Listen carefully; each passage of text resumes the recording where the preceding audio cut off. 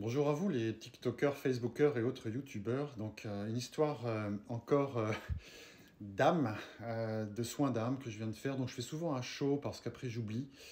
Et je trouve que c'est très apprenant ce qui vient de se passer ce matin avec un monsieur qui se reconnaîtra. Alors je ne demande pas forcément la permission parce que je respecte le contenu de l'échange. C'est simplement que je vais vous donner grâce à ce soin d'âme un peu de pédagogie qui peut effectivement aider. Euh, Ce que je voulais vous dire, c'est il y a un premier point qui m'a marqué dans cette séance, qui a duré 1 heure et demie, c'est que ce monsieur donc vit, s'il appelle, c'est qu'il y a des difficultés dans sa vie, des blocages. Donc les mémoires, ou la mémoire qui m'a été révélée, la mémoire, c'est-à-dire la vie qu'il a eue en relation avec le blocage qu'il a dans sa vie actuelle.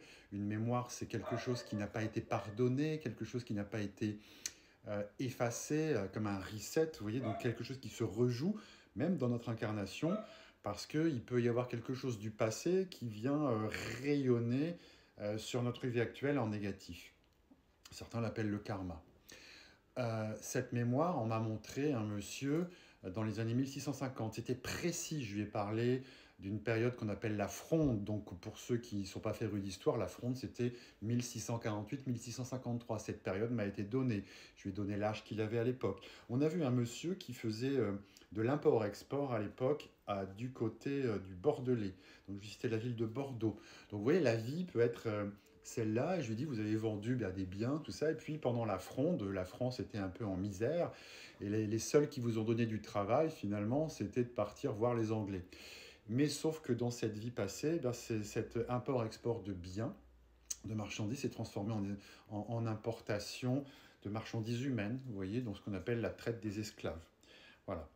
Euh, L'histoire de fond, ce qui m'a surpris le plus dans ce soin d'âme, c'est que bien l'historique de la famille de ce monsieur, eh bien la famille, les origines de ce monsieur qui m'a contacté, avec lequel j'ai travaillé, eh bien c'est la même histoire. C'est que c'est des ascendants bordelais qui ont fait de la traite d'esclavage, la traite d'esclaves dans le passé.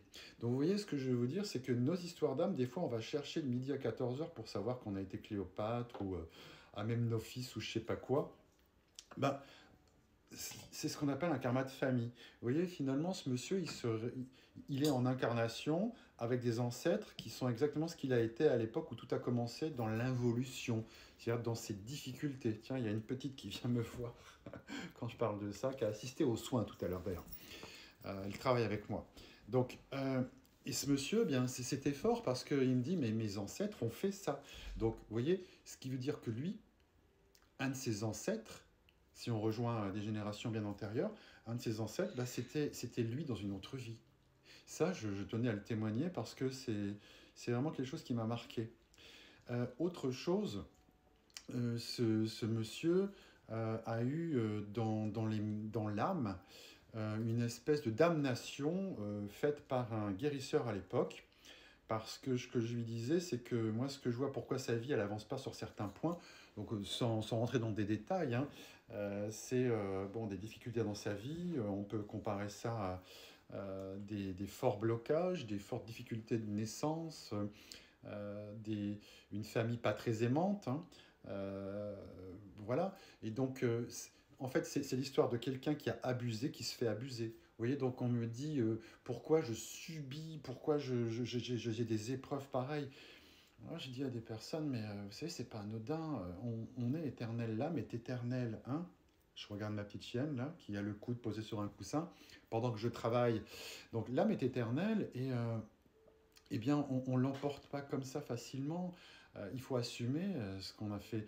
Donc oui, ça ne plaît pas, je sais, je travaille beaucoup sur la responsabilité, donc je le dis à côté des soins d'âme, pour pas faire que des soins d'âme, je suis coach, donc je coach des gens en entreprise, des managers, et, euh, et je vois qu'à chaque fois, l'histoire des conflits, des tensions, on me dit c'est l'autre qui a commencé. Vous voyez? Non, non, même si on me raconte ça, je vais travailler à l'embellissement de la personne qui me dit ça, parce que quand on a par exemple une personne comme j'avais hier en province où je suis allé travailler, une femme, elle est très embêtée par une collègue à elle qui la persécute, qui fait que ce qu'elle veut, qui ne la reconnaît pas comme manager, qui lui parle mal.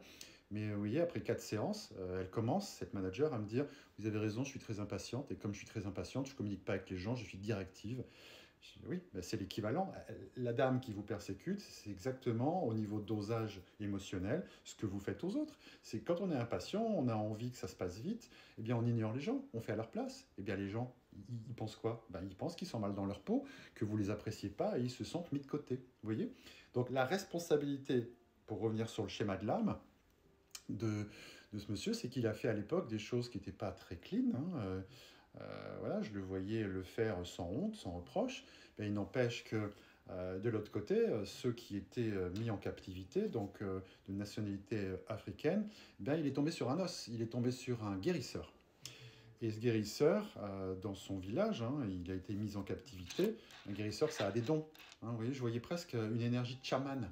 Eh bien, ce chaman, pour ne pas que son peuple ou son village, je ne sais pas comment on peut dire ça, subisse les affres du colon européen, enfin de l'esclavagiste européen, de ce marchand, eh bien, a jeté un sort, voilà, sur ce monsieur. Donc, ce que je veux vous dire, c'est que là, le sort était sur l'âme, il n'était pas sur la personne. Et donc, je voyais un pieu dans le cœur et je voyais comme un poison se diffuser au sein de l'âme. Vous allez me dire, mais c'est quoi l'âme? Mais vous imaginez que l'âme, ben, c'est vous, mais éternellement, toutes les vies que vous avez eues. Donc oui, depuis la vie qu'il a eue à être ce monsieur marchand d'esclaves, je voyais ce poison se diffuser partout de vie en vie avec un motif. C'est-à-dire que le motif du poison a touché chez lui tout ce qui concerne les relations. Pas l'amour, les relations, parce que ce qui tenait à cœur chez ce monsieur à l'époque, c'était les relations professionnelles pour le travail. Donc en fait, quand ce guérisseur chaman africain qui était retenu en esclavage hein, et qui a subi la traite, eh bien, a jeté un sort sur l'âme. Et la conséquence, c'est que les vies de ce monsieur, de vie en vie, je vois que ça va être de l'abus sur lui depuis la naissance, vous voyez. Ça, c'est compliqué. Et donc, le soin d'âme a consisté, non pas à ce que j'enlève ça, non pas à ce que la lumière l'enlève, il ne s'agit pas de sauver les gens, ça aussi j'en parle dans d'autres vidéos, c'est parce que lui a tellement prié, vous voyez, dans sa vie actuelle.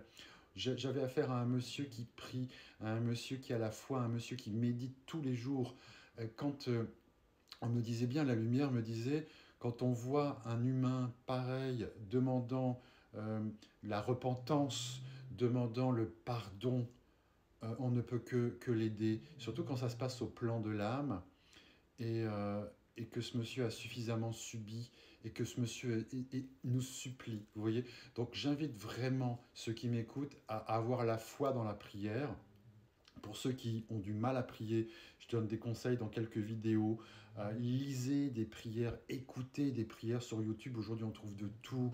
Vous voyez, euh, je, je vous convie à prier parce que ensuite, lorsque vous ferez une prière personnelle d'une demande pour votre vie, grâce à la prière, vous préparez le terrain et votre demande, elle peut être plus entendue parce que oui, ce que l'on demande, on a une réponse. Mais quand on a la peur et quand on demande, ça ne marche pas la prière. Alors que les prières, vous voyez, évangéliques, de peu importe votre religion, nettoient, préparent le terrain à vos propres demandes, ce qu'on appelle des prières.